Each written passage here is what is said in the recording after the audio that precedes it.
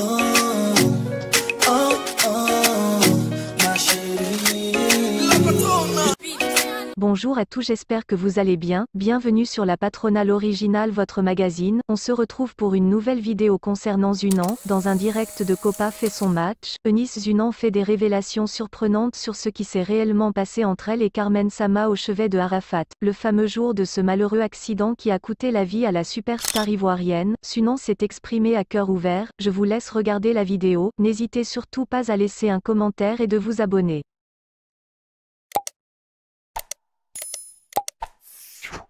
Partagez parce que c'est important. Nous rendons hommage à notre frère Arafat. Restez connectés.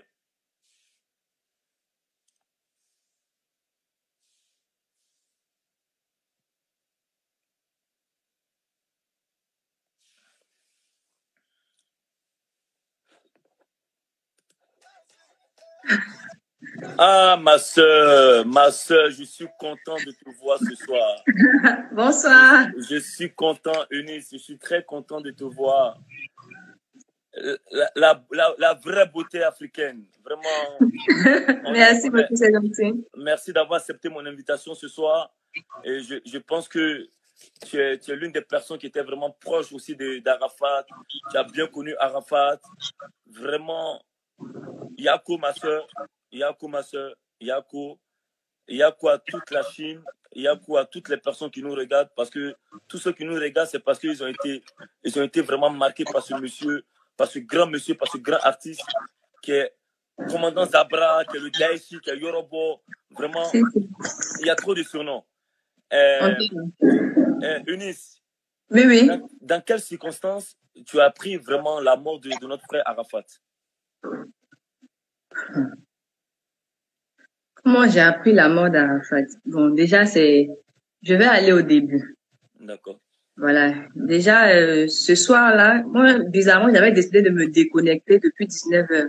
Et aujourd'hui, là, moi, je veux dormir, je suis fatiguée, j'ai pas envie de regarder les réseaux sociaux. Et il y a ma sœur qui est restée connectée, et c'est elle qui a vu l'accident. Donc, elle vient m'interpeller rapidement. Lève-toi, que il y a Arafat qui a fait un accident et tout ça. J'ai dit, comment ça? Donc, elle montre la vidéo où on le filme, où il est par terre, il bouge pas. Elle dit, non, mais c'est pas, ça m'a choqué. Donc, directement, je commence à appeler les personnes qui sont proches de lui. J'appelle Yoyo Toit Rouge. J'appelle un peu tout le monde et tout ça.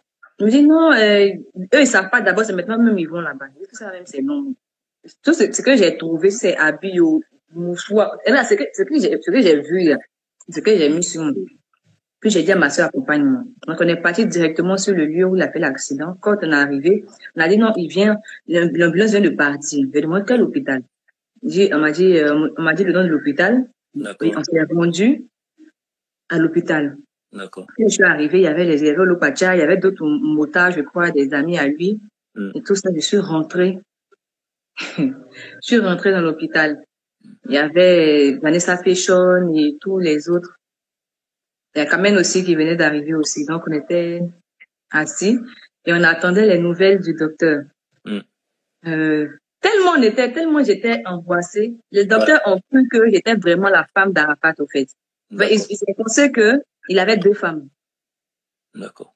Donc, ils savaient pas même qui voit, à qui s'adresser. Ouais. Donc, dans ça, on a un retour, le docteur dit, bon, ça va, que sa situation est stable. Et que on essaie de le stabiliser, tout va bien, il est aux urgences, mais ça va. Mais ça, c'était le même jour, c'était à quelle heure à peu près? C'était le même jour, je sais pas, peut-être 22h, 23h, je crois, le même jour de l'accident. C'est-à-dire, bon, je vais pas tout rentrer dans les détails, mais je crois qu'on est resté là-bas. Et après, il y a Mola qui est arrivé, il y a le colonel Ouattao, paix à son âme, il y a Doxy Yao, il y a... En tout cas, plein de personnes sont arrivées après. Sont venus, ils sont partis. Quand le colonel Ouattao est arrivé, c'est lui qui a pu avoir la permission pour que, comment elle s'appelle, pour que sa compagne, voilà, parte voir comment il allait. Oui, Carmen, elle est partie, elle est allée voir, et quand elle est descendue, je me suis approchée d'elle pour lui demander. Quand tu l'as vu, genre, comment ça va, au fait? Il m'a dit, bon, ça va. En tout cas, ça va mieux. Je Puisque je suis rassurée, Dieu merci, moi, je vais à la maison me changer. Je vais, comme je suis sortie, bon, en tout cas, je vais me laver, ben, je ne me suis pas lavée, je vais me laver, je reviens. Quand je partais, il était déjà 4 heures. 4 heures comme ça, 4 heures, 5 heures du matin. D'accord. Je suis rentrée à la maison, je suis revenue, je suis partie me laver. Je suis revenue quand je venais, c'était presque 6 heures, déjà 6 heures du matin. Et comment je suis arrivée, il y a Carmen maintenant qui est rentrée à la maison. C'est comme si on s'est relayé un esprit même. Quand moi je suis arrivée, elle est partie à la maison. Okay. Donc, je suis restée. Quand je suis arrivée, je suis rentrée dans l'hôpital. Je me suis adressée au docteur. J'ai demandé, ah, c'est comment, est-ce que ça va et tout ça. Le docteur a dit, ah, Eunice, ça va. Tu peux même rentrer pour aller le voir. Non, le docteur n'a pas dit mon nom. Il a dit, vous pouvez rentrer pour aller le voir. Parce qu'il pensait que j'étais sa femme aussi. Exactement. Ils se sont dit qu'entre les deux femmes, peut-être elles ne s'entendent pas, puisqu'ils ne nous ont pas vu vraiment parler. Ouais. Donc, il a dit, ah, vous pouvez aller voir votre mari. Il dit, non. S'il dort, c'est pas la peine que moi j'entre. Puisque vous dites qu'on doit recevoir, bon, il doit recevoir les visites à partir de 17 heures. Moi, je vais attendre jusqu'à 17 heures avec les autres BO. Okay. Et je sais pas, hein, moi, je suis bandit, je suis wole. Si c'était mon wole, elle dit, on va voir. Mais bizarrement, ce jour, il dit, non, je vais attendre qu'il va se réveiller. Là, si j'étais rentrée, aujourd'hui, on allait dire, ah, la dernière personne qui était rentrée dans la chambre, c'était Eunice. Ok. Et jusqu'aujourd'hui, je dis merci à Dieu pour ça. Ok. Donc, mais c'est à quelle heure tu as pris le décès? Donc, il est décédé à partir de quelle heure? Voilà, quand je suis sortie, ouais. On a attendu vers, je crois vers 10 heures. Vers 10 heures par là, 11 heures. Il y a l'arrivée du ministre Ahmed Bakayoko, quand le ministre de la Jeunesse aussi et tout ça. Quand ils arrivent, vraiment, jusqu'à là, j'étais sereine. Ouais. C'est en ce moment-là que j'ai commencé vraiment à me sentir mal. J'ai commencé à pleurer, bon, à l'africaine. J'étais assise par terre même, dedans. D'accord. Il y a eu des histoires, le Pacha qui se battait avec, je ne sais pas, bon, plein de trucs. Et comme Zoumana, le grand frère Zoumana Bakayoko est venu avec sa femme. Ouais. C'est sa femme, puisqu'on me connaissait, qui s'est approchée de moi, m'a dit, Eunice, lève-toi, lève-toi. Je dis, non, je suis fatiguée, je ne peux pas me lever. Je dis, lève-toi. Donc, c'est elle qui m'aide à me lever. Elle me dit, allons dehors. Donc, on va dehors. Elle dit, traversons la route. Ah, comment ça, dehors, traversons la route? On dit, traversons la route. Donc, on traverse. Et ah, on dit à 17 heures. Donc, on attend. Mais est-ce que le ministre l'a vu? Elle me dit, hein, que, Eunice, c'est bizarre. Je dis, c'est bizarre comment? Non, c'est bizarre, mais, il faut bien parler. Elle dit, ah, en fait, il est parti. Quand elle a dit il est parti, ça, je sais pas comment je vais expliquer ça, c'est, de la manière j'ai crié. Ouais. De la manière j'ai crié. Ouais. C'est-à-dire que même si tu étais au carrefour La Vie, tu pouvais entendre. D'accord. C'était un cri où il y avait mon corps, il y avait mon âme, il y avait tout. Tu t'attendais pas à ça, quoi. Tu t'es pas préparé à ça. Non, quand tu t'assois et puis tu fais des vidéos sur quelqu'un, tu traques une personne à chaque fois. C'est-à-dire, où on te dit que s'il n'est pas là, tes vidéos vont marcher comment? Moi, il dit, comment ça, il sera pas là, et puis mes vidéos vont pas marcher. Et c'est qu'il sera toujours là, donc mes vidéos vont toujours marcher.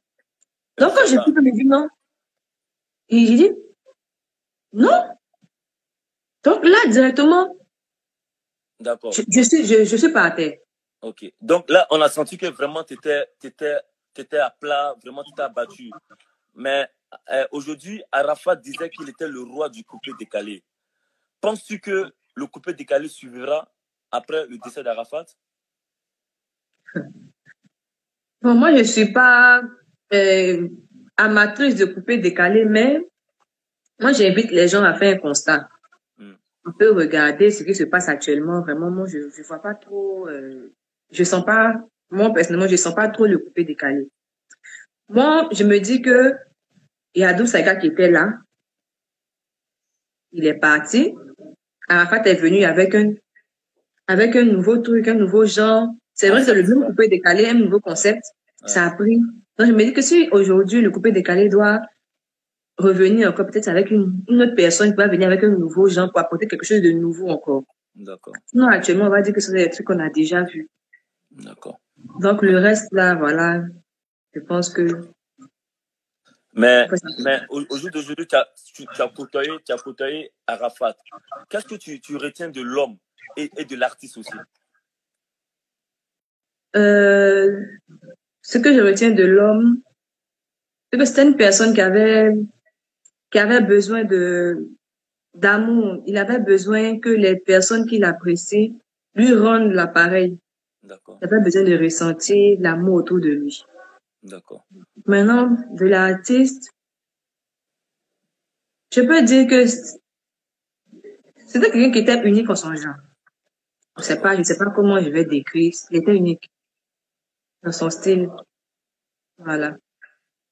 D'accord.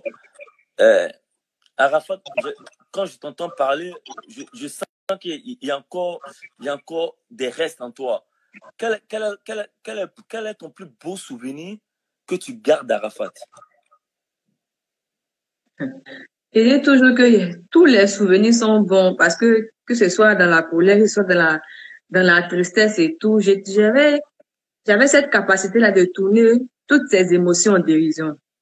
Ça, je comprends un peu. Donc, lui m'arrivait un moment où ça lui faisait rire. Et on riait tout le temps. Je sais pas.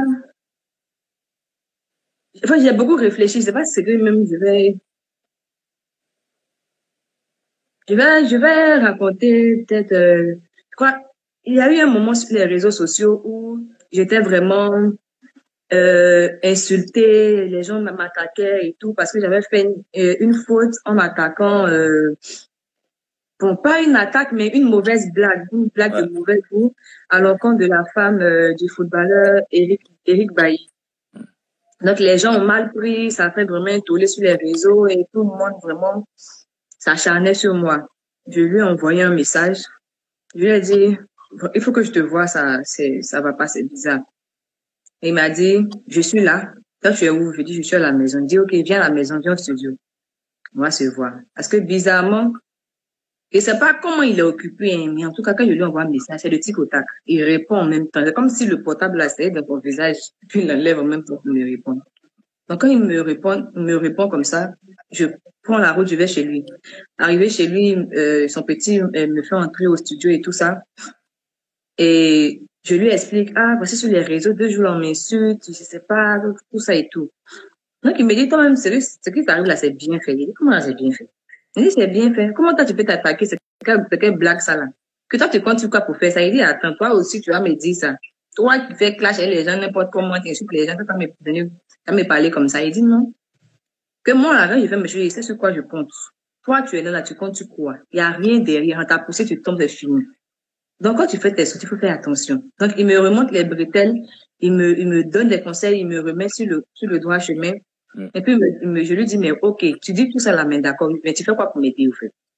Parce que moi, ce qui m'intéresse, c'est ma réputation. Et puis, je veux vraiment garder l'amour que les gens ont pour moi. Parce que moi aussi, j'aime ça. J'aime quand les gens me voient, ah, ils m'aiment bien. Je veux vraiment garder une bonne image. Il me dit, bon, est-ce que tu t'es excusé? Est-ce que tu as demandé pardon? Je dis, oui, je me suis excusé. Il dit, ok. Si tu t'es excusé, alors, il n'y a pas de problème. Mais si tu t'étais pas excusé, il n'allait pas t'aider pour ne pas que mon image, on me voit en bizarre. Faut pas le footballeur me voit en bizarre. Peut-être quelqu'un que moi, j'aime bien, j'apprécie. Donc, ce qu'on va faire, puisque en ce moment, j'étais en train de faire la promo de mon single que j'ai fait sortir au temps, Les Aventuriers. Il m'a dit, viens, on va faire un snap sur ton son. Comme ça, quand tu vas balancer là, ils vont parler d'autres choses. Donc, directement, on se met, on fait un snap. En fait, ouais. Je comprends, je te comprends. Eunice, on te comprend, on est tous aussi, ça fait 10 mois, même moi-même, j'ai les larmes aux yeux.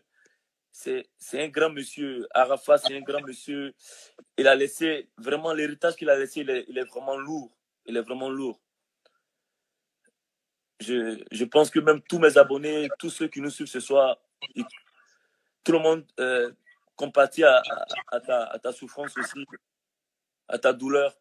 Donc, on fait un snap, et puis il me dit de balancer. Donc, je balance le snap.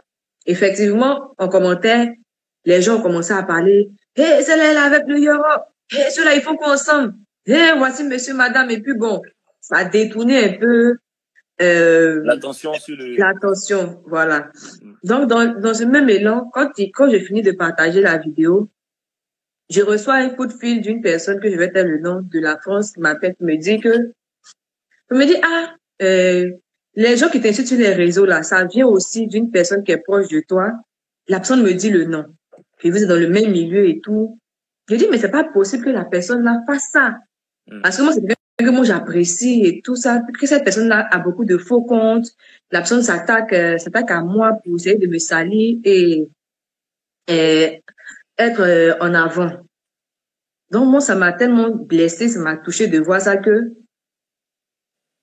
je me suis mise dans tous mes états. J'ai pleuré.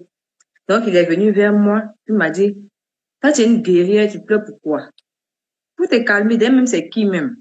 Donc je lui dis le nom de la personne, et puis il me dit, mais moi je connais pas la personne, que la personne n'est rien. Et moi, il te connaît, non? Donc c'est rien même, toi et moi là. On va faire un truc, non? La personne va descendre, la personne n'a pas de la personne encore. Et j'ai tout à pleurer, pourquoi? Puis il est venu, il m'a pris dans ses bras, il m'a dit, ah, tais-toi, il a tapé ma tête, tais-toi là-bas. Une vieille go comme ça, et puis bon, on a commencé à rire, et tout ça. Et il a commencé à dire, voilà, même toi-même, tu pleures, tu fais bizarre là. Depuis, toi, tu es sur Facebook, tu dis, non, ici, ici, ton mari, là. Quand il vient ici, tu fais comme si, genre, il n'y a rien. Il faut dire la vérité aujourd'hui, là. Faut dire, tu es point de monde, ça va finir. Il dit, non. Et moi, il dit, non. Et il dit, pas de toi. Il dit, tu mens. Juste ton papa. Juste ta maman. Mais il a commencé. Eunice, on voyait qu'il y avait vraiment cette fusion entre toi et Arafat. Et aujourd'hui, Arafat, qu'est-ce que tu peux, qu'est-ce que tu souhaites reste gravé à jamais? Qu'est-ce que tu souhaites? Non, pas. Je dis que pour qu'on garde la meilleure manière de pérenniser l'œuvre d'un artiste, c'est de l'écouter. Ce qu'il voulait dans tous ses sons, si j'écoute bien, il est le premier, il tue, il veut être connu, il veut être comme Lil Wayne, comme les autres et tout. Donc, la meilleure manière de garder Arafat, c'est d'écouter ses musiques. Il a eu beaucoup de tubes, donc je pense que c'est impossible même qu'il disparaisse comme ça de nos vies. Et puis, je vais inviter aussi. Je vais inviter les autres aussi, les gens à vraiment acheter son album. Voilà, moi, j'ai acheté l'album plus de 4 fois. J'achète, pas parce que je viens prendre pour faire trophée, non, mais je pense que quelque part, je lui rends service. Parce que les personnes même qui vont toucher les droits dessus sont ses enfants. Et ses enfants, ils les aimaient beaucoup. Donc, c'est un peu ça. Ok. Eunice, je te remercie d'avoir accepté mon invitation. C'était vraiment chaleureux de t'entendre, de te voir aujourd'hui. Vraiment, on te remercie de ton témoignage aujourd'hui. On va essayer de prendre l'autre invité. Vraiment, je te dis merci encore. Je te souhaite de passer une bonne soirée. Et n'hésitez pas, n'oubliez pas ce qu'elle a dit. Achetons le CD de notre frère Arafat qui nous a quittés. Merci encore à toi. Merci encore. Merci beaucoup.